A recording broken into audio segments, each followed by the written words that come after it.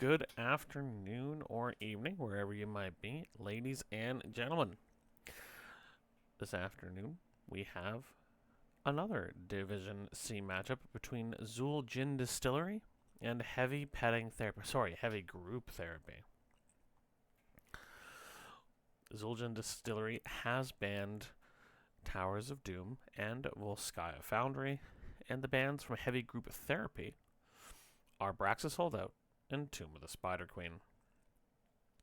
The map we will play Game 1 on is the Garden of Terror, a large 3-lane map with a seed collecting objective, lots of bushes, lots of choke points, lots of opportunities for team fights, and I think this map has the most camps in the game. So having someone who can take camps quickly and efficiently, and having people who can stall out tribute captures or channeling are top priority for this map. So without further ado, we'll pop into the map. Again, because this is a replay cast and there isn't a draft phase to watch, we will quickly go over each team's draft before we get the action started. Let's pop in and see game number 1 between Zul'jin Distillery and Heavy Group Therapy. So we can see the team on the left, Zul'jin Distillery, have drafted Garrosh, Ragnaros, Rhaegar, Tassadar, and Falstad. A few things jump out at me quickly here. The global presence from Falstad, very useful on such a large map where the lanes are so far apart, and Falstad is no slouch at taking camps. Not the fastest, but also not terrible. Excuse me, Ragnaros, really good at delaying the game. He can take over forts to help defend them for longer with his Molten Core ability, and Lava Core can suddenly turn a lane from not your prio to absolutely your prio by killing all the minions in that lane. Garrosh and Rhaegar are just really good at what they do, and Tassadar is a great wave clear mage as well. So this is a team that looks to be prioritizing good wave clear, solid team fight, and just a little bit of global presence. Sorry, one moment, gonna blow my nose here.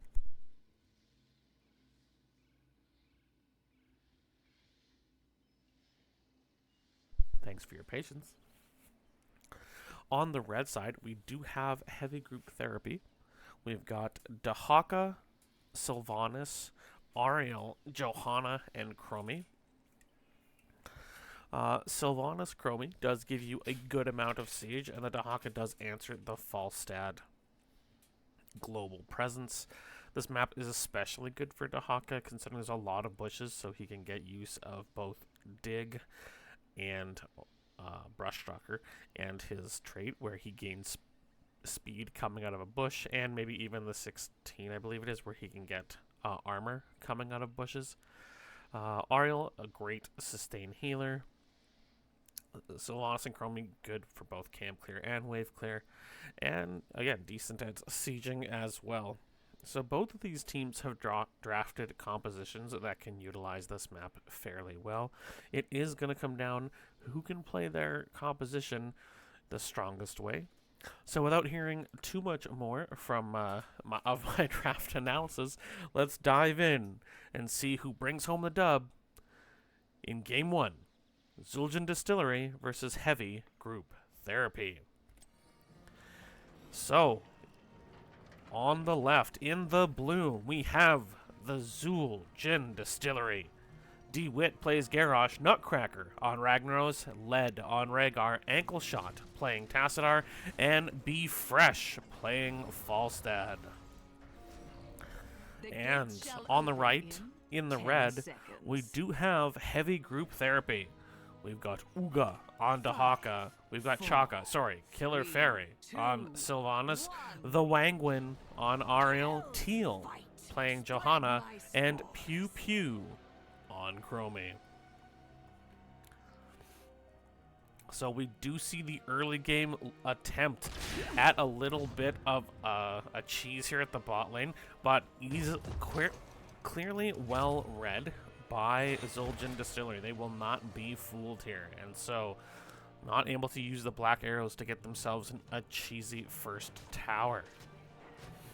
We do see the Warbreaker talent, the stackable Groundbreaker Q talent for our Garrosh. We've got the Meatball build, Shifting Meteor for the Living Meteor build from Be Fresh, taking a lot of damage there and killed by Johanna, the Iron Skin allowing her to dive onto the towers. But Johanna's out of Iron Skin. She gets thrown in by the Garrosh. Will there be a return kill here? DeWitt standing in her way, body blocking her, but the healing from Ariel is incredible. Gillifery jumps in with the Haunting Wave. There's Lead butt-biting Teal on the Johanna, but she survives. Great plays from both teams, but it will end up being a 1-0. Now again, early game, losing a hero is equivalent to about half a minion wave. It's not a huge loss. The biggest thing you lose when someone dies early is they can't soak. Falstaff's even less of a problem. He can fly to a lane, so you really don't lose very much for losing Falstad that early, as long as you don't let it turn into more deaths or a loss of soak, which neither team has. Both teams prioritizing camps. We do see the early Bruiser camp and the early Siege Giant camp coming out in the bottom lane at the moment. So in the Living Meteor, Shifting Meteor build, making Ragnaros a little bit more magey and a little bit less auto-attacky for his build. We do have Colossal Totem, the E Totem build for Rhaegar. Psi Infusion for Tassadar, so able to use that W and gain more experience, gain more mana back. And we do have Gathering Storm, the Falstad Hammering build. We've got Racecar Dahaka, the enhanced agility, Overwhelming Affliction, so the percent health damage from the Solanas. And they're chunking here. Lead takes a lot of damage. Teal just walks around the wall there and manages to get out safely. They're positioning to take the first seed as it is here. Oh, there's the Warbreaker, and now we see the flip, and Teal will be caught and murderized. The final hit going to Lead on Rhaegar. That person really got a case of lead poisoning. If I had crickets, I would play them now, but I'm not a soundboard feller. Alright, we have Searing Light for the Ariel, Flashlight build, Zealous Glare for the recently deceased Johanna. Killer Fairy does it here. The Haunting Wave was used for damage. She cannot get away, is killed, and Be Fresh captures the point as another early death on the side of Heavy Group Therapy. And then we see the Deep Breathing, the Dragon's Breath quest for Chromie early on, which makes her very damaging. DeWitt putting pressure on Pew Pew here, has no damage to really follow up. And so with that great big axe he does next to no damage. Makes perfect sense. The Giants have done a pretty fair amount of damage to the mid gate here as it finally does get taken down. Falstad looking to dodge the sand blasts from Pew Pew Pew's Chromie. No, the offlaners do offlaner things. The next seed will be spawning on the side of the Zul'jin Distillery. So if they want to take this one, Heavy Group Therapy is going to have to try and get an early priority position. But here comes Garrosh. The Iron Skin popped early by Johanna. Does not want to get thrown to the other side of this gate. And so DeWitt not able to threaten the Johanna this time. Lead is on the point early. Tassadar looking to join. No one currently coming from the side of Heavy Group Therapy. They're going to be patient here. That is 2 seeds to 0 for the members of the Zul'jin Distillery. DeWitt is coming from the back. Teal seen the Wangwin knocks back DeWitt. Teal gets thrown in, uses the Iron Skin to walk away. The Haunting Wave keeps Killer Fairy safe as well. So some very aggressive rotations from DeWitt here. Looking to let a lot of pressure and maybe even a little bit of fear into the hearts of Heavy Group Therapy as they look to push even harder onto this bottom. They're going to invade to the bottom camp. Pew Pew does come down, but is seen and caught by Falstad here. A terrible time for death that this would be. The dig-in from Dahaka, the Groundbreaker knocks him up, but Be Fresh takes a ton of damage in the back. And now a ton of damage onto DeWitt. This Garrosh can't live forever. Here comes the temporal loop from the Chromie, but it is cleansed out, and DeWitt is still alive at 300 hit points. Walks towards the Sylvanas, looking to use that Bloodthirst W talent. Gather the seed, heroes, quickly. Ragnaros is top, and the seed is in a neutral position, but because they have all 5, this is a slight advantage to the side of Heavy Group Therapy, who really don't want to allow their opponents to get the 3rd seed and get this early siege pre-10. But the members of Zul'jin Distillery are perfectly comfortable to wait until level 10, get their heroics, and charge in. We see Black Hole come out for Tassadar. Warlord's Challenge, the taunt for Garrosh, Mighty Gust. There comes the taunt out now. Killer Fairy and Dahaka are caught by this. Uga is stuck, killed also. It's a 2 for nothing as they got their level 10s first. The lava wave will come out, and it's going to cause the Garden Terror to spawn right at the gate in the top lane.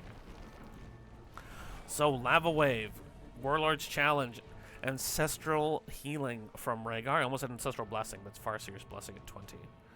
10s will be coming out in about half a level for the members of Heavy Group Therapy, but they find themselves behind, and because they gave those 2 early seeds without being able to contest, they're in a tough spot currently. This is starting to snowball pretty hard. They are going to be able to clear mid from the Giants and the Garden Terror. Uga and Pew Pew Pew clearing the Garden Terror on top, but in the bottom, they're losing their entire gate. And it's going down quickly. They're rotating here, and Dahaka can dig down if necessary. But there is the flip onto Killer Fairy and blown to pieces immediately. 10s do come out now for the members of Heavy Group Therapy. We see the Isolation on Dahaka, Wailing Arrow from Sylvanas, Crystal Aegis from our Ariel, Blessed Shield from Johanna, and we've already seen the Temporal Loop out of Chromie. Teal gets flipped in as the Johanna. Out is going to come the Crystal Aegis, and the Temporal Loop is, but another great cleanse from Lead means that for now, Falstad will survive. That's actually called Purge, but we all call it Cleanse. Hopefully everyone knows what I mean there. My terrors. Sap the life from your enemies. Sap the life from your enemies. So, once again, teams will prioritize their camps, but the loss of a building and half of a keep this early on will put a fair amount of pressure onto Heavy Group Therapy. Once again, the offlaners will find themselves both top, but Dahaka will actually back so he can rotate to the bottom and keep his dig for the next big team fight. So with both teams back at 0, this is a little bit of a reset in game momentum, although the 13 talent here is out a level and a half earlier for the members of Zul'jin Distillery. Siege Camp is going to come charging through in the top lane, but they won't go with it. They will allow it to push while they rotate towards the mid lane instead, as Dahaka is in the bottom clearing this Siege Camp. Top Siege Camp is cleared fairly quickly. I mean, you don't really want to fall behind. Ooh, a good wall there. I mean, Johanna's a tough spot. Out comes the silence on the Temporal Loop onto the Rhaegar, and this time they put the Temporal Loop on the person with the cleanse so it can't be cleansed. Killer Fairy gets knocked back, though, is incredibly low, and is killed. This time, the Tassadar gets the final hit. The Lava Wave is coming through the middle as they're trying to run away. So much damage onto the members here. The Wangwin's super low, but it's Chromie who goes down first, and now they're going to charge onto this mid fort. And it has been just great team fight engage after great team fight engage for the members of the Zul'jin Distillery as they take the mid and the top forts as their victory spoils after another clean 2 for 0. They will get this seed once again. And you really don't want to fall to a big disadvantage to a Ragnaros early, because if you try to take a building back, he can just Molten Core it. If you try to push a wave out and have an advantage, Lava Wave. So falling behind on buildings early versus a Ragnaros is making it that much more of an uphill climb. The bottom giants will be stolen here by Zul'jin Distillery. And And that's going to put pressure on this low health bottom keep. And Pew Pew is already going down to make sure that this doesn't make its way all the way to their keep. My little seed is on the verge of 30 sprouting. seconds to the Prepare next to gather seed. it. Sorry. Sorry, I had a frog in my throat there. Pardon me. So, top is pushed in by Dahaka in this case. Teal clearing mid, and the rest of the team did clear out bot. The seed is spawning in 10 seconds, but 16s have already been reached. And this is not really a good opportunity to try and fight over a seed. It is soak safely time for the members of Heavy Group Therapy, and that's exactly what they're doing. None of them even willing to move past about the 1/3 mark of this map. They know how dangerous this garage is. They know the dangers of a fly gust. They're just playing it safe and looking for 16 themselves. The invade will come out onto this giant Siege Giants camp. Pew Pew Pew scouts it out. Oh, but gets thrown in! Oh! The no-manity? The no-manity! As Chromie is blown to bits. Maybe the Dragonity? Since she's really a time dragon? I don't know. Purge pushes in the bottom wave, and with, once again, another kill, this is going to set up seed number 3 once again for the members of Zool Jin Distillery.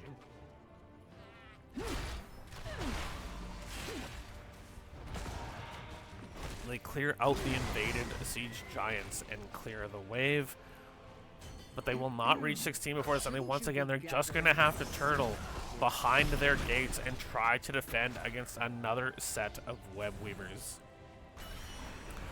Just strong, decisive plays from Zul'jin Distillery, taking complete control of this map. They still have a 2-level lead, and they are looking to push forward. Now, bot lane was pushed out by Dahaka, so this web weaver shouldn't be an immediate problem for the members of Heavy Group Therapy, but they are going to send Dahaka mid to clear this one, and in the top, it's already taken the gate. They're going to defend here. Chromie is back to life. They're still a half level away from 16. Teal is flipped in, but uses the Iron Skin to get away. The Wailing Arrow comes out and silences 2, but they're not able to follow up on it as the keep is dropping very, very quickly. Teal gets thrown in again. DeWitt is getting low, but the Ancestral Healing comes out and will keep him alive. Ankle Shot getting low as the Crystal Aegis is used to defend Teal. Ankle Shot is low. They're not able to go. There's the Blessed Shield, though, and here comes the Hawkeye in from the back. Incredibly low. This Tassadar is so low, and Rhaegar goes down. So Killer Fairy is getting low. A great tongue from the Hawkeye means they stay alive. It's a 3 for nothing. And even though their bottom keep is getting slammed by a Garden Terror, they have just found a way back into this game. They hit 16, and they smashed their opponents. A great, great turnaround fight there. A fantastic timing on the Blessed Shield out of Teal. And the members of Heavy Group Therapy proving they're not ready to give up on game number 1 yet.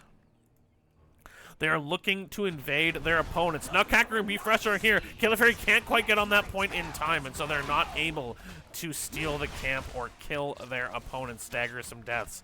But they are able to clear this before it becomes a problem in this keepless bottom lane. They're going to use the black arrows to attack this fort, try and get themselves an opportunity to get some experience back, get some pressure back, as the blue team, Zul'jin Discovery, clicks that they want to finish this top keep as well.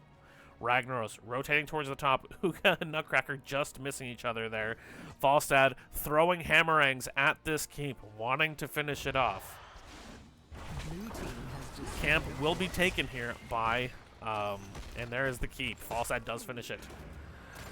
Heavy Group Therapy finishes off their siege camp as Teal will back to get experience, or to get mana back. Goodness gracious, I don't know why I keep saying that mana is experience.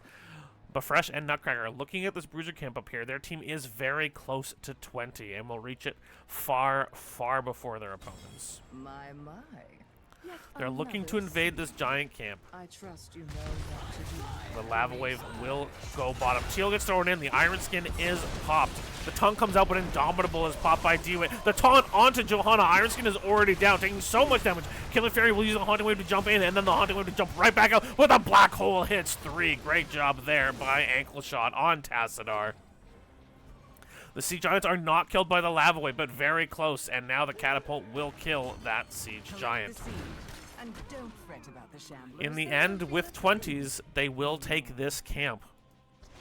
And it will need to be defended by this, not even 19 yet, heavy group therapy. So at 20, we see Titanic Might from the Garrosh, Lava Surge, so a double lava wave for Ragnaros, Farseer's Blessing, the AoE double proc version of Ancestral Healing, Force Barrier from the Tassadar, and Wind Tunnel, the Mighty Gust upgrade.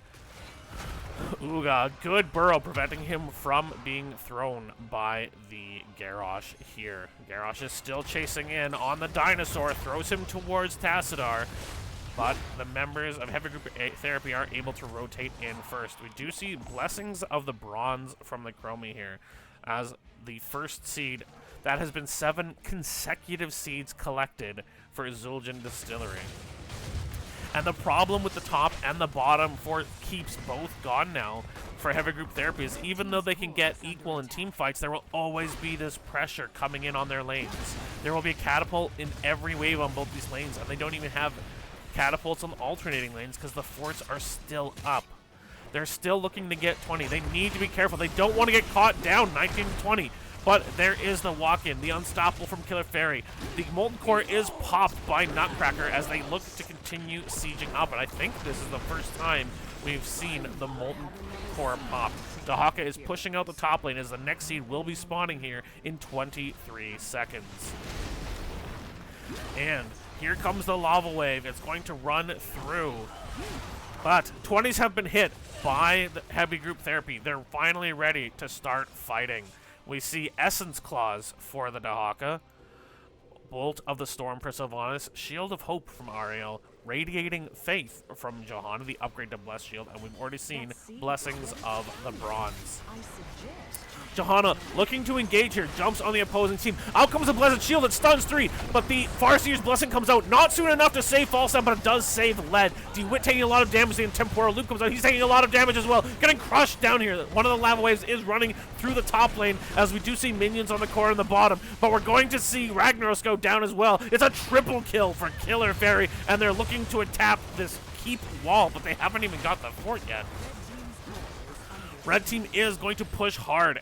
Heavy Group Therapy looking to get their first keep of the game with a triple kill, 3 for nothing. Teal's taking a lot of damage here though, and the Wangman has no opportunities to heal. She has no energy on the Ariel.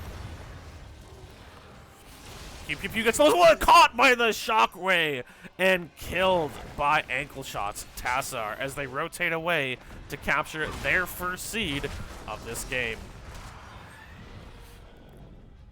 Lead walks in first, is being shot here by the Sylvanas. Ankle shot here as well, putting down, but very low mana on this Johanna. Not going to have a lot of opportunities, but they're just looking to distract. Lead looking to capture here, and it isn't necessary.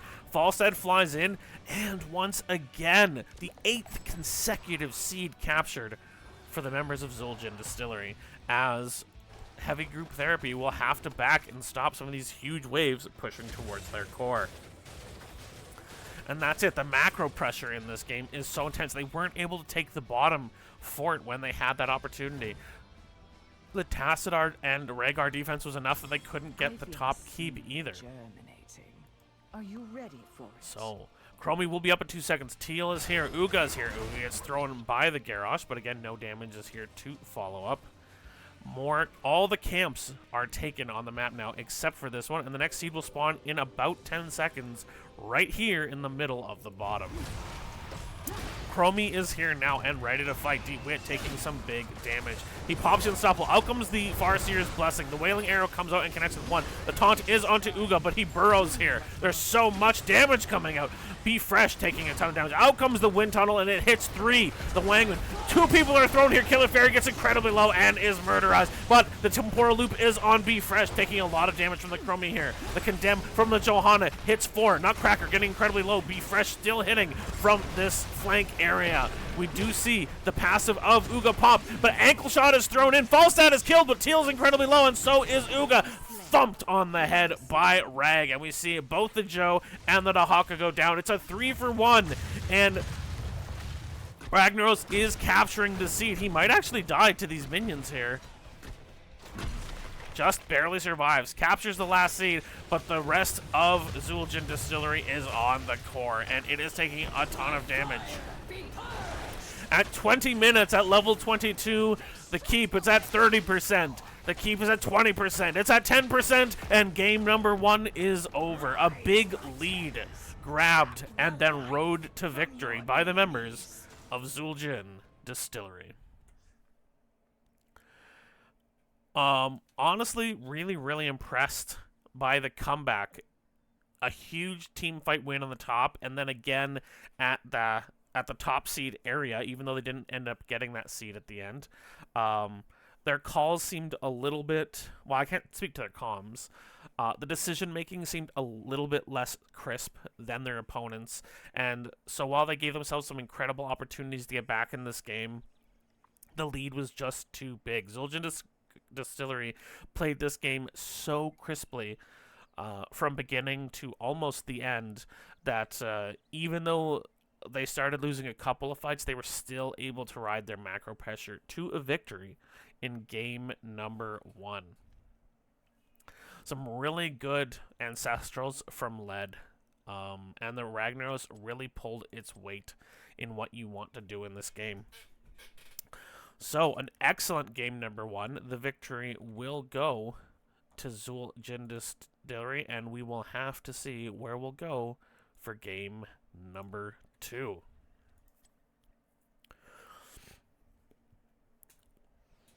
So a decisive game that ended up turning a little bit near the end as we saw Heavy Group Therapy coming back into it.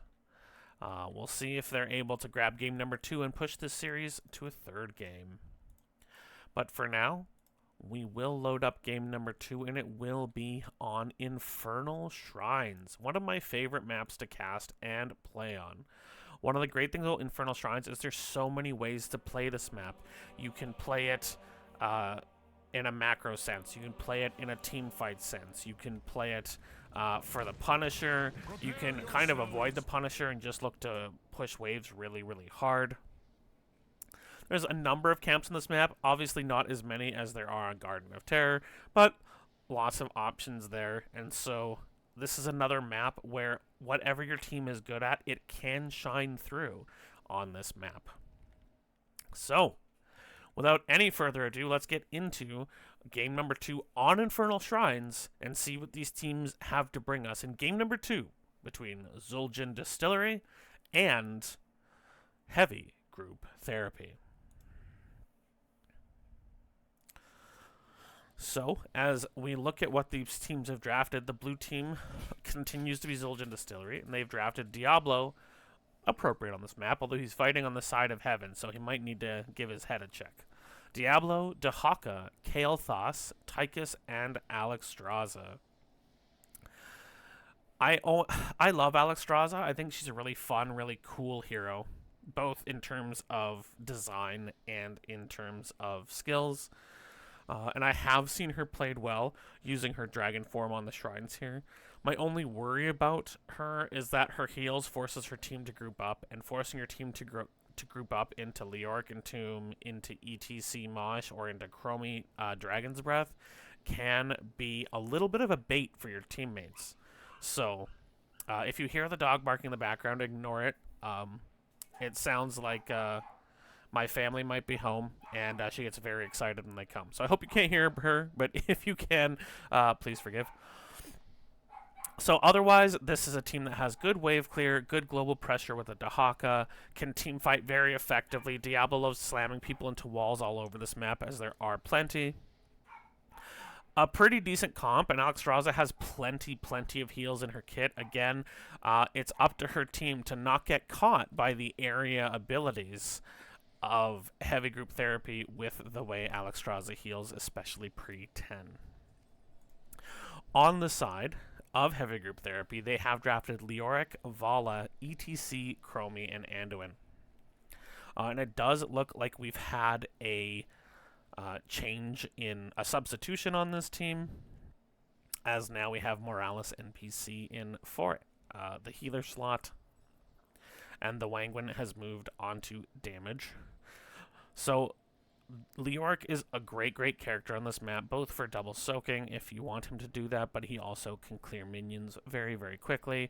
Vala is good on pretty well every map. ETC can give you either a global presence, thank you, or a the mosh pit, which can be very strong, especially if they're trying to gather for the Alexstrasza heals. Chromie always good, and Anduin one of the best healers we've got in this game.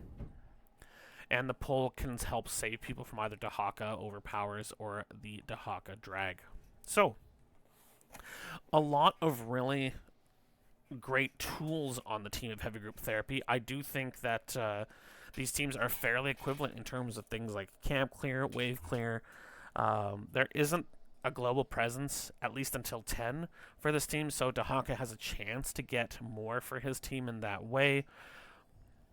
But I think Anduin's a more flexible healer than Alexstrasza is. So, we'll have to see how these teams do as they match up together in game number 2 between the Zul'jin Distillery and Heavy Group Therapy.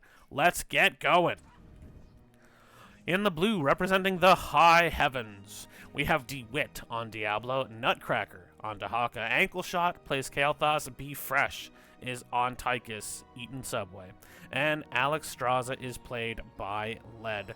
If you're getting those big Subway kickbacks, Be Fresh, you know, send some my way too, winky winky.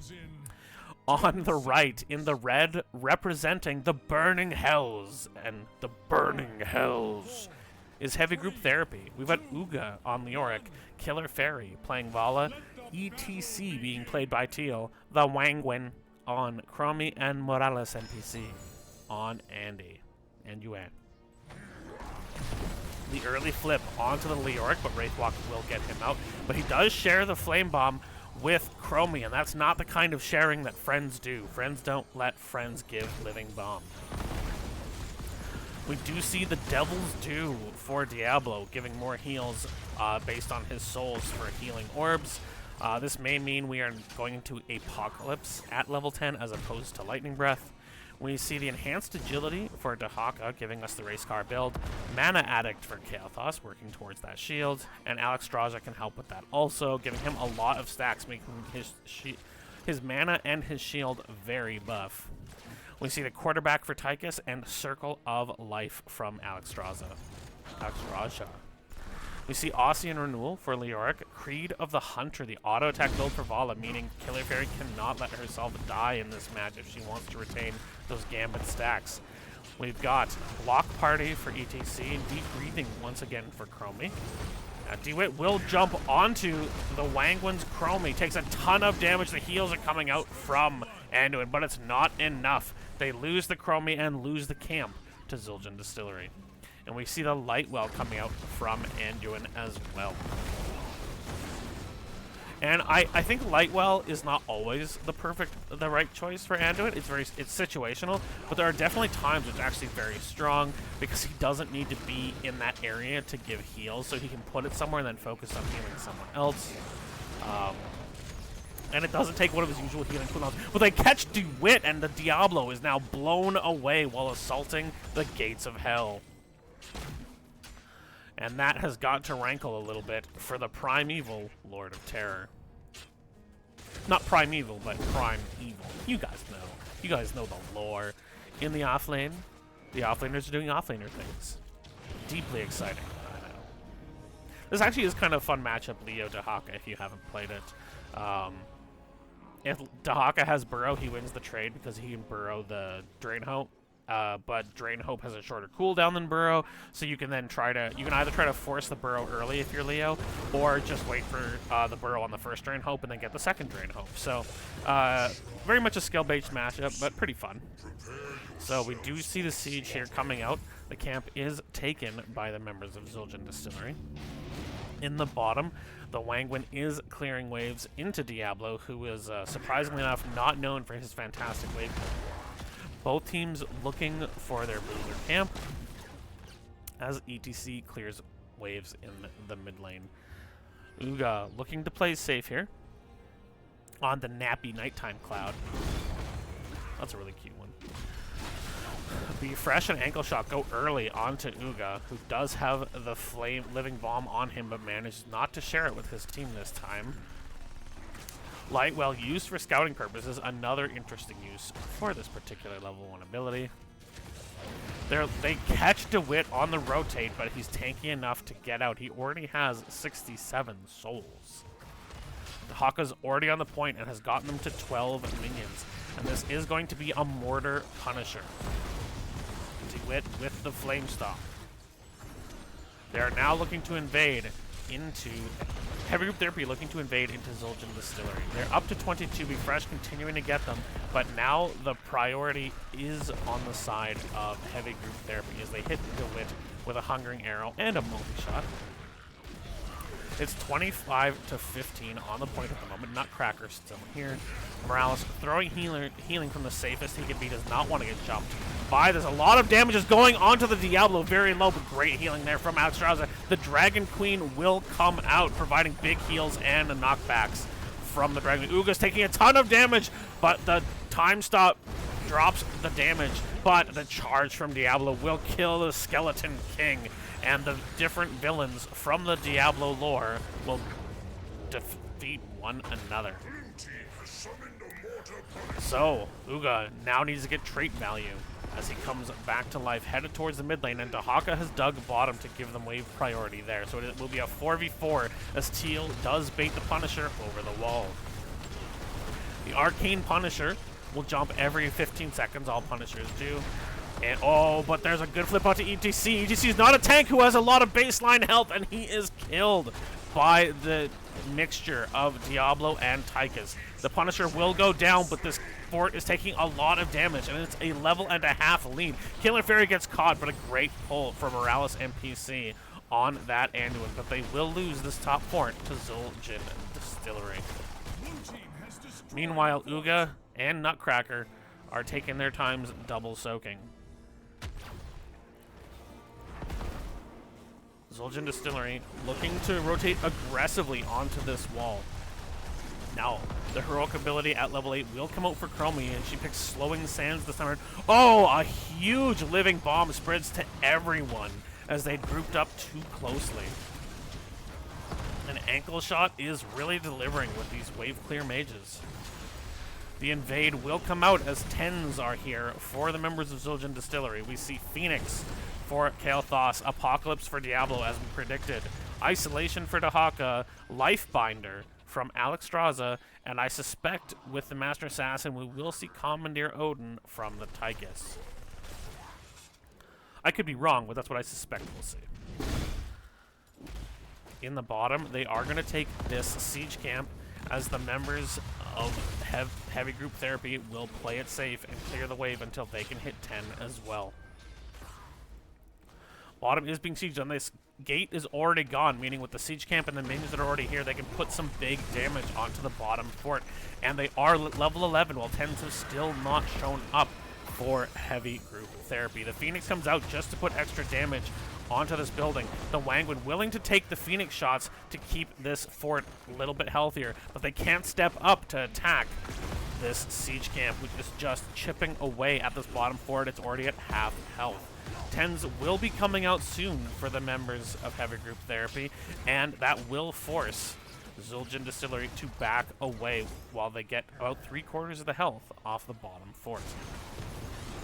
So we see Entomb for Leoric, Rain of Vengeance for Vala, Mosh Pit for ETC, Slowing Sands, and Holy Word Salvation. No Light Bomb with the Mosh Pit. It will be Holy Word Salvation. A good Wraith Walk by Uga will keep him safe from that Shadow Charge from the Diablo. But once again, they're at a bit of a building and experience disadvantage early in this game. And they're going to have to find that team fighting prowess they discovered at the end of last game if they want to take this series to 3 games. They're looking for kills with this mosh pit, though. DeWitt has been caught. They're not going to want. They're going to want to catch Tychus in the mosh if they can, when they use it, because he can interrupt with. The Lifebinder comes out, but it's not enough to save the Diablo. He will lose his souls and come back in 5 seconds. He has already respawned, but with only 25 of his soul stacks. Now, Alexstrasza has helped Kael'thas already get to 33 stacks at only 8 minutes. Meaning he will have big shields. They're going to invade this camp. The 4-man mosh pit! Teal hits everyone, and so much damage goes out from the Chromie. Apocalypse will come out. It only hits one, but the Holy Word Salvation will keep everyone alive as Killer Fairy just autos down everyone. Ankle shot taking tons of damage here and is blown away. It's a 3 for nothing after an amazing mosh pit from Teal. An absolutely splendid invade as they take the camp, kill 3 members, and once again they are ready to show that they're not giving up here in game number 2 on Infernal Shrines. Uga going out to collect some experience to try to get them even or closer to even on experience. Diablo is back, and Kael'thas will be back just now.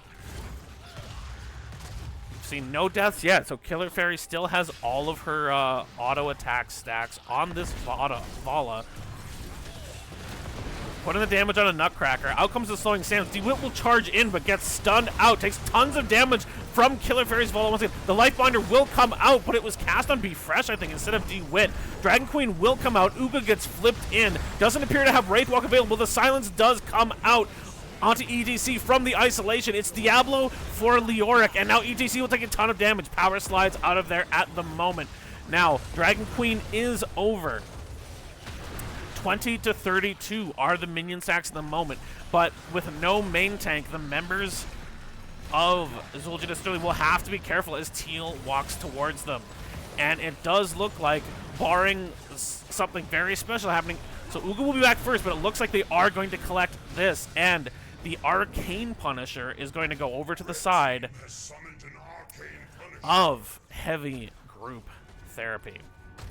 I keep thinking other words will follow heavy, like heavy artillery or heavy petting, or but never heavy group therapy. So Dahaka does bait in this Arcane Punisher and gets punched, and is now going for the fort, but it's taking so much damage so quickly. It is going to go down, and they will not get a fort for their troubles. And so already, heavy group therapy are rotating away towards the bottom lane. But the minions in the bottom lane have actually taken their fort down to about 10% of its health. In the top, Uga was pushing in, but Befresh and Nutcracker looking to capture him.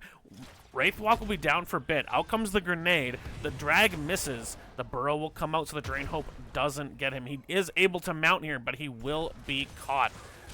DeWitt now catches him with the Shadow Charge, and he is killed. His team rotates to help him, but it's just a moment too late.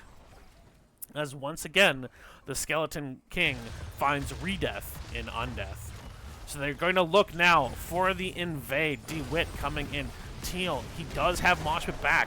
Apocalypse is thrown, and that's a ton of damage on Avala, and she's dead, losing a stack of the Gambit as they steal the camp back, as they get revenge for when they were invaded on their top camp. This bottom siege camp has taken the entire gate away from the bottom, so that is the first response for Zul'jin Distillery as this game swings back and forth. Aggression from both teams. It does look like Zul'jin Distillery would like to siege this bottom lane fort as low as it is.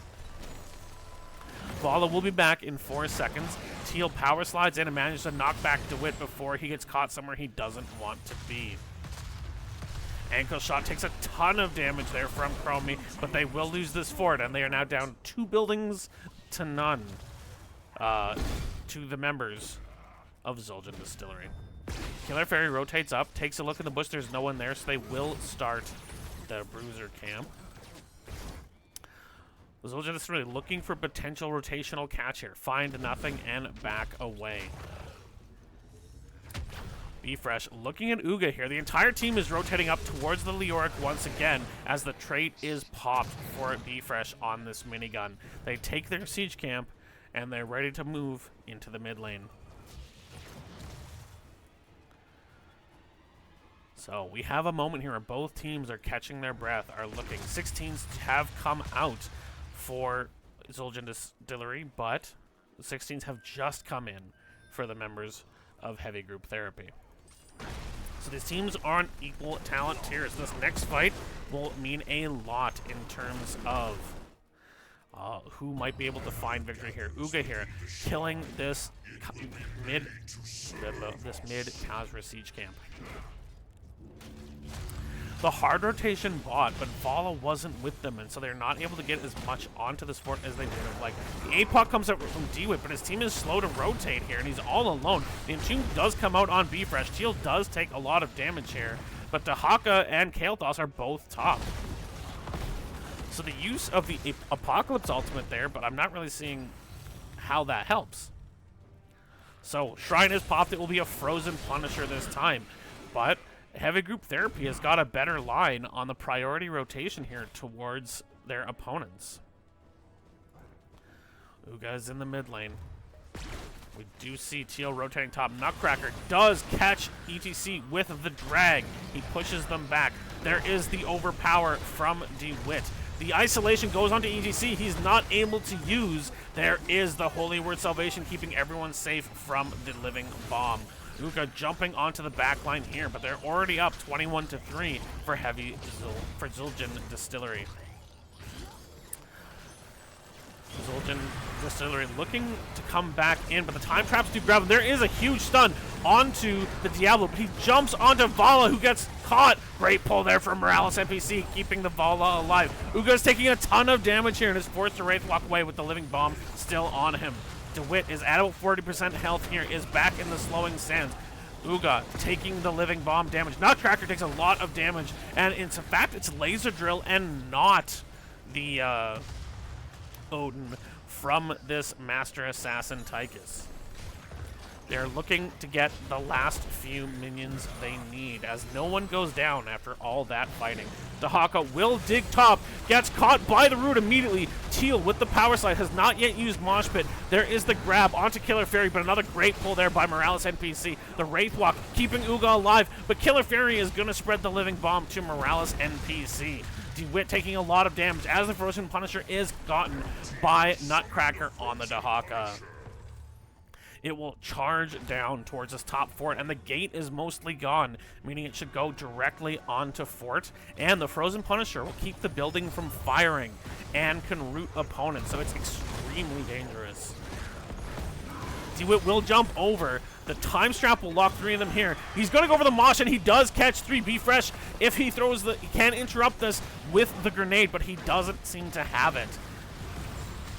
No one dies in that mosh pit, unfortunately, for Heavy Group Therapy. And so Vala does get jumped on, stunned, grabbed by DeWitt. Another fantastic pull there from Morales NPC. The Punisher, a little confused for a moment, but the rest of Zul'jin Distillery knows exactly what they want, and it's this top keep. Still a level and a half ahead, much closer to level 20. Uga gets jumped on by the Frozen Punisher, but Zul'jin Distillery will back away, looking for level 20 before they try to go in harder. They will rotate towards this mid fort, though. They have the minion wave. They're going to look to take 20 by sieging up on this building. No, they will leave immediately, actually. They are headed towards the siege camp in the bot lane with these Goatmen Khazra. So, it's going to be, once again, it's going to be soak safely time for the members of Heavy Group Therapy. Kael'thas will be able to cleanly clear this large wave as the Khazra will push towards the bottom gate here. Bruiser Camp is going to go over to Heavy Group Therapy, but the Khazra camp will be invaded by the level 20 Zul'jin Distillery. We see the Hellgate from Diablo, Contagion. But here comes the Apocalypse. A great pull again by Morales NPC, just on top of those pulls. So excellent, excellent Anduin play. The Slowing Sands is going to come out on DeWitt. We have Flamethrower for the Kael'thas and Ritual of Life. So the Life Binder activating 3 times over 6 seconds. And Tychus has not yet chosen his level 20. About 3/4 of the level away from 20 still for the members of Heavy Group Therapy. This gate has gone down to the siege camp, but they're able to stop it before it puts any damage onto their bottom keep. Still no 20 chosen for Tychus. Half a level now away from 20s. And they can finally rotate and take out the middle fort. Only 2 buildings left, the middle and bottom keep. And no forts have been lost on their side. These minions are trying their darndest. But it's not enough as mid-fort still stands for Zul'jin Distillery. Again, playing very safe, looking for an opportunity to catch someone and also making sure the Killer Fairy stays safe. 129 stacks on the Vala, but she has now died only 1 time. So she still has 20% bonus attack speed from the level 1 Gambit stack, Creed of the Hunter. And Morales NPC has been critical in keeping Killer Fairy alive this game. So, 20s will come in for our red team. We have the Buried Alive for Leoric, Farflight Quiver for Vala, Tour Bus, allowing Mosh Pit to be, our Power Slide to be used during Mosh Pit to move where it is. We see the Piercing Sands from Chromie and the Light of Stormwind, Holyward Sylvanas upgrade for Anduin. An Arcane Shrine is activating in the bottom lane. Both teams are at 20 and top is pushed out. This is going to be one of the most even fights we'll see in this game as both teams are finally near to each other in level and on the same talent tier. It is now going to be a purely skill fight. Now, the shield for this Kael'thas is now at 73 globes. I can't tell you what number that is going to be, but it's going to be big. The drill is dropped in the back. Teal does have the living bomb on him. The Wangwin and Morales NPC trying to fight from a safe distance as the laser drill does go down. And the laser drill upgrade was picked up, focusing diodes for the Tychus. Killer Fairy now has the bomb. Nutcracker looking to come in from the back, and the isolation, it misses, it doesn't go on, but Teal is taking so much damage. The Silence and Tomb misses, and the Life Binder is going to keep the Diablo alive. ETC is dead, and Uga taking a lot of damage. The invulnerable status does come out. APOC comes out now. It will hit Morales NPC on Anduin. Uga taking a ton of damage, but they do kill the Alexstrasza. It's a 1-for-1 so far, but they do kill Anduin now, and they kill Leoric. It's just Killer Fairy and Wangwin. And the grenade murderizes Vala. Meaning, in the end, it's a 4-for-1, and it's going to be an Arcane Punisher pushing onto the bottom keep for the side of Zul'jin Distillery. And what an incredible team fight we saw there. And unfortunately, just no opportunity for the Mosh Pit to be used by the ETC. Now, he will be back in about 15 seconds. But there won't be any more reinforcements for a good chunk of time after that. Clearing out these catapults so they can't get free damage. The Wangwin is on bottom. This Punisher still has 91% of its health here. It's punishing, and this core is going down quickly. The shields are almost gone. Teal is staying in the Hollow Storms for now. They're jumping onto the Wangwin, but leapt on by the Punisher and taking a ton of damage, and the Kael'thas will finally kill the Chromie. Down to 10%, down to 0. Game number 2 will go to Zul'jin Distillery. GG. So a decisive 2-0 for the members of Zul'jin Distillery. Now, this game was closer than game 1. 11-9 for kills, and we saw some really good plays from players on both sides. I thought ankle shots, Kael'thas just put tons of damage pressure out, hit good living bomb after good living bomb as his opponents gathered up, and they weren't able to abuse the Alexstrasza healing, and some really, really good, I think both the healers were actually excellent this game. Really good Dragon Queens out of Alexstrasza, some fantastic pulls from Morales NPC. a really fun and exciting game too, but it does go the way of Zul'jin Distillery. So they do get the 2-0, they get the series domination, and 4 points in the standings. These are our final talents, if that is something that interests you. But that is it for this cast. I've been Omster. The VODs will be available for 7 days on Twitch and in perpetuity on my YouTube, Omster. Thank you so much for joining me. Thank you to these teams for playing some exciting games of the Heroes of the Storm. I hope you all have a great rest of your weekend and enjoy yourself. Some Heroes de la Storm.